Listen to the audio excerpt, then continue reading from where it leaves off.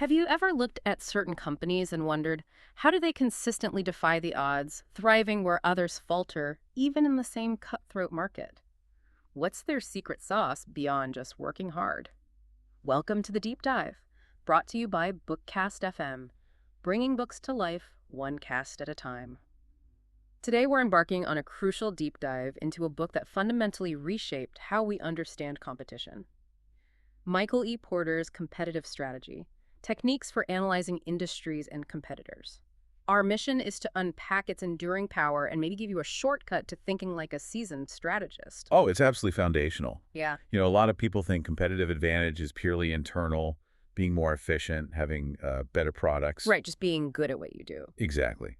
But Porter's core idea, which was pretty revolutionary at the time, is that sustainable success comes not just from what you do inside your company, but really profoundly from your position within your industry and the inherent structural characteristics of that industry itself. So it's like the landscape matters just as much as the player. Precisely. His genius was showing us that competitive advantage is an external game, as much as an internal one. Okay, so understanding the very rules of the game before you even step onto the field. That makes sense. Absolutely. Porter frames this understanding with two crucial pillars. First, there's industry structure. These are the underlying economic and competitive forces that basically dictate how profitable an industry can ever be. Okay, the ceiling, so to speak. Sort of, yes. And second, there's competitive positioning. This is all about how a company chooses a defensible, differentiating stance within that structure. Finding your spot. Finding your spot. And what's absolutely critical here, and it's a famous warning from Porter, is avoiding being stuck in the middle. Ah, I've heard that phrase. Yeah, it's that strategic trap companies fall into when they try to do a little bit of everything, Yeah. But they don't fully commit to anything. Yeah. And that just leads to diluted performance and, often failure. Right.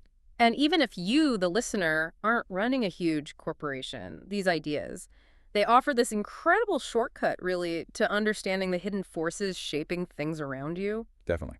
Why some products cost what they do, why some industries seem to innovate constantly, while others are just stuck. Okay, so let's unpack this. Porter gives us this powerful diagnostic tool you mentioned to really get the lay of the land competitively, not just looking at the obvious rivals. He does. And what's fascinating is how he broadens our whole definition of competition. It's not just the company across the street. He identifies 5 key forces that collectively determine an industry's long-term attractiveness, its profit potential. And understanding these tells you where the power really lies. Exactly, where the profitability can actually be captured or where it gets competed away. All right, so what's the first big force we need to get our heads around? First up, we have the threat of new entrants. Basically, how easy is it for new competitors to jump into your market? If it's easy, they'd naturally erode profits over time. Makes sense. More players splitting the pie. Right. And Porter identifies these critical barriers to entry that act like, fortresses. Think about economies of scale. Like needing to be huge to make it work cost-wise? Precisely. Like in car manufacturing. Right. Or the massive capital requirements. Imagine the cost of building a new semiconductor plant. These aren't just small hurdles. They can be prohibitive walls. Okay. Then there's product differentiation. Established brands, maybe like Coca-Cola, have built such strong loyalty, it's incredibly hard for a new soda to just break in. Brand power as a barrier. Absolutely. And sometimes it's simpler things, like high switching costs for customers to move away from you. Or maybe you control the key distribution channels. Or even government policy can effectively shut the door. So assessing these barriers is like step 1 in understanding an industry's long-term health. But, in today's world with digital startups popping up everywhere, disrupting things, which of these barriers do you think are maybe more important now or perhaps less so? That's a really good question. While maybe some capital barriers seem lower in software, for instance, things like brand differentiation and especially network effects. Where the value increases the more people use it. Exactly. That's a form of switching cost, right? Yeah. And it's arguably more critical than ever. Think about social media. The tech is one thing, but the fact that all your friends are already there, that's a massive, massive barrier. Gotcha. Okay, so threat of new entrants is number 1. What's next? Moving on, number 2 is the bargaining power of suppliers. These are the companies or individuals providing your raw materials, components, services, whatever you need to operate. The people you buy from. Right. And if they're powerful, they can really squeeze your profitability. They can raise their prices or maybe reduce the quality of what they give you. When would they have that kind of power? Their power is high when there are only a few suppliers to choose from, or if their product is absolutely critical to your business, or if you just can't easily switch to an alternative. It's not just about price, you see. It's about your vulnerability. A company might look profitable, but if one key supplier holds all the cards, that profit is built on shaky ground. Okay, makes sense. And I guess on the flip side of that coin, what about the customers? When do they hold the power? That's the third force, the bargaining power of buyers. Buyers, your customers, can demand better terms, lower prices, higher quality, more services, especially when they're concentrated. Meaning there are only a few big ones. Exactly. A few big buyers purchasing massive volumes. Think of a giant retailer like Walmart negotiating with hundreds of small manufacturers. They have immense power. Yeah. Or their power increases if they can easily switch to another supplier with minimal cost or hassle. It really highlights that asymmetry of power you often find in markets. Suppliers, buyers. What else shapes the industry? Number 4 is the threat of substitute products or services. Now, these aren't your direct competitors, but rather alternatives that meet the same underlying customer need, often coming from a completely different industry. Like taking the train instead of flying. Perfect example, airline travel versus high-speed rail. Or, needing a quick caffeine-fix coffee is a substitute for an energy drink. If one option becomes too expensive or inconvenient, consumers can just switch. And that puts a real cap, a ceiling, on the potential returns in the original industry. Interesting. So it broadens the competitive view even further. It really does. And finally, the fifth force, the one everyone probably thinks of first, rivalry among existing competitors. Right, the head-to-head battles. Exactly.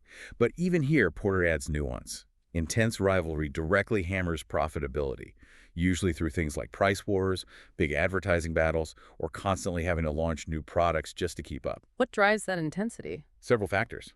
Having lots of competitors is a big one. Slow industry growth, everyone's fighting harder for the same slice of pie. High exit barriers. Meaning it's hard for companies to just give up and leave. Right. Maybe they have specialized assets they can't sell or high shutdown costs. So struggling companies stick around, continuing to compete fiercely. And finally, low product differentiation. If everyone's product looks pretty similar, what do you compete on? Usually price. Wow. Okay, so those 5 forces together paint a really vivid picture of an industry's, let's say, structural profitability, its potential. That's the idea. It reveals the underlying dynamics. So once you've used this tool, you understand the battlefield. The next crucial question is, how do you actually compete within that? How do you win? What are the basic strategic choices? That's where Porter introduces his famous 3 generic strategies. He argues that pretty much all successful strategies, at their core, fall into one of 3 broad categories: cost leadership, differentiation, or focus. Okay, 3 main paths. 3 main paths. And what's really critical, he emphasizes, is that in their purest form, these are mutually exclusive. Trying to mix them without real commitment often leads to that stuck-in-the-middle problem we mentioned. Right, trying to be everything to everyone. So let's break those down. First up, cost leadership. What does that really mean beyond just being cheap? Good question. The goal isn't just cheapness. It's being the lowest cost producer in the entire industry. This isn't about cutting corners randomly. It's about systematic, relentless efficiency. Where does that efficiency come from? It can come from massive economies of scale, producing so much that your cost per item plummets, or owning proprietary technology that makes you uniquely efficient. Maybe having incredibly streamlined processes, or just extremely tight cost control across every single activity, R&D, manufacturing, distribution, everything. And the risk. The main risk, of course, is that competitors might eventually figure out how you do it, copy your efficiencies, and then your advantage erodes. Walmart is the classic example here, right? Yeah, absolutely the poster child. Walmart achieves cost leadership through, aggressive supply chain management, incredibly powerful negotiations with their vendors to get the lowest prices, and just sheer massive scale. It allows them to consistently offer those remarkably low prices. It's a total relentless focus. Okay, that's cost leadership. What about path number 2, differentiation? With differentiation, the goal is completely different.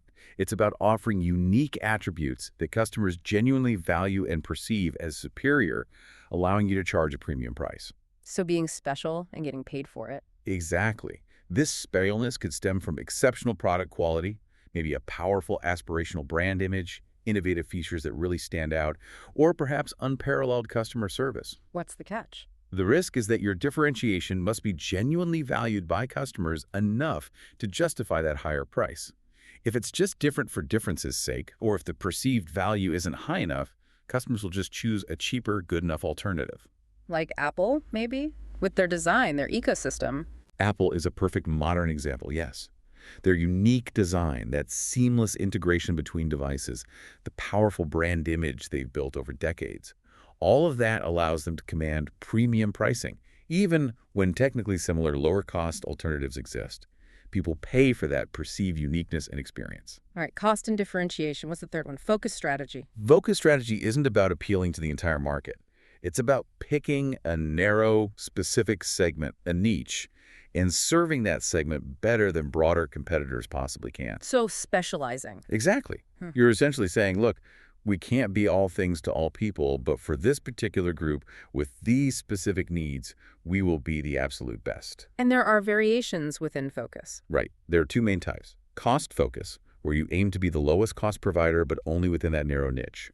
Or differentiation focus, where you offer unique features or services tailored specifically for that niche, allowing a premium within that segment. What's the danger here? The main risk is that your chosen niche might shrink or disappear altogether. Or, ironically, if you're too successful, a larger, broader competitor might notice and decide to specifically target your niche with their own tailored offering, bringing their scale to bear. Can you give an example of focus? Maybe cost focus. Ryanair, the airline, is a great example of cost focus. They employed that ultra-low-cost model, targeting specifically price-sensitive travelers, usually on point-to-point routes, stripping away all the extras. They aren't trying to compete with British Airways across the board. They are laser-focused on that cost-conscious niche. Okay, this is where it gets really interesting for me. That warning Porter gives about being stuck in the middle, it sounds so logical, right? To try and be both cheap and unique. Why does he say that's so dangerous? What are the consequences of not making those tough trade-offs? This is absolutely critical, because each generic strategy, cost, differentiation, focus, demands a completely different set of resources, different processes, different organizational structures, different cultures, even different priorities. They pull you in opposite directions. Fundamentally, trying to pursue cost leadership and differentiation at the same time without absolute clarity and commitment almost inevitably leads to strategic incoherence. You end up with cost structures that are way too high to effectively compete on price. Right. But your differentiation isn't strong enough or consistent enough or valued enough by customers to actually justify a premium price. Yeah. You basically fall between two stools. You lose your competitive edge in both directions. You end up mediocre at everything. Precisely. As Porter famously put it, a firm that engages in each generic strategy but fails to achieve any of them is stuck in the middle. And perhaps even more profoundly, he said, achieving competitive advantage requires a choice, deciding what to do, and equally important, what not to do. That what not to do part is huge. So the big takeaway here is pick a lane, commit to it, and make sure every single decision, big or small, aligns with that choice. But what's the biggest practical hurdle companies face in actually doing that, sticking to their guns? I think the biggest challenge is often the temptation. The temptation to try and please everyone, or to reactively chase every competitor's move by mimicking it. Or maybe a new opportunity comes along that looks appealing but doesn't really fit the strategy. It takes incredible discipline, sometimes real courage, to say no to things that don't align, and to resist that urge to blur the strategic lines. Discipline and clarity. Got it. Now, these frameworks, the 5 forces, the 3 generic strategies, they're incredibly powerful tools for understanding the landscape and choosing a path. But Porter didn't just stop there, right? He knew industries aren't static. They're living, breathing things, constantly shifting. So how do these strategies work when the ground beneath you is constantly moving? That's a really important point. And yes, the rest of his work in competitive strategy delves deeply into these dynamic aspects. He didn't just give us a snapshot, he offered ways to think about the movie. For instance, he dedicates significant attention to competitor analysis. Understanding the other players. Deeply understanding them, not just what they're doing now, but figuring out their future goals, their current strategy, their underlying assumptions about the industry, which might be wrong, and their actual capabilities. The whole point is to try and predict their likely moves and respond proactively, or even shape their moves, rather than constantly being surprised or reactive. Avoid being caught flat-footed. Exactly. Yeah. As he bluntly put it, Good competitor analysis does not guarantee success, but poor analysis is almost certain to lead to failure. Think about the U.S. auto industry back in the late 70s. They fundamentally underestimated Japanese manufacturers like Toyota and Honda. They assumed customers only wanted big cars and missed the rising demand for smaller, fuel-efficient vehicles. That was a massive failure of competitor analysis. A costly assumption. So it's about seeing beyond your own biases, trying to anticipate the punch before it lands. Precisely. He also dives into competitive moves. He differentiates between offensive actions like a company launching a truly groundbreaking product or making a preemptive strike into a new market segment before anyone else. Going on the attack. Right. And defensive moves things like threatening swift retaliation to deter a competitor from attacking you in the first place, or maybe raising switching costs for your existing customers to lock them in and make it harder for rivals to steal them. He also stresses the critical importance of timing. Is it better to be the first mover in this situation, or is there an advantage to being a strategic late mover? Can you think of an example of those moves? Gillette is a classic example.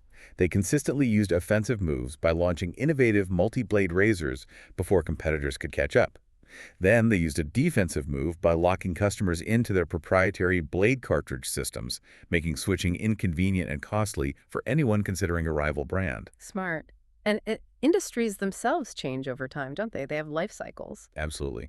That's covered in his section on industry evolution. Corder explains that strategy isn't static. It must adapt as industries naturally move through different stages: introduction, growth, maturity, and eventually decline. And the five forces change too. Crucially, yes. The intensity and nature of the five forces themselves shift as an industry evolves, meaning different strategic priorities become important at different stages. Think about telecommunications. In the early days, it was all about rapid growth, grabbing subscribers. Then it hit maturity, rivalry intensified, price competition became fierce. Now, with things like VoIP and streaming services acting as substitutes, the whole industry structure and profit potential has been reshaped again.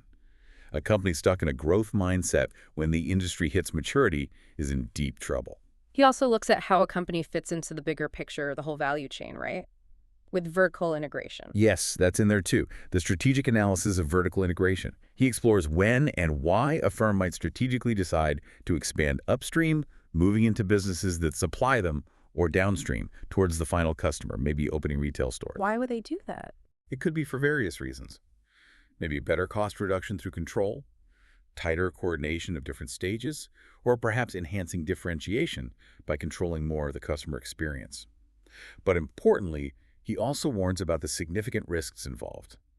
It can require huge amounts of capital, you might lose flexibility, and it can dilute your focus on your core business where you have the real advantage. Is there a modern example? Apple is a great one again. They design their own processors like the M-series chips, that's backward integration moving into a supplier role, and they run their own extensive network of retail stores. That's forward integration.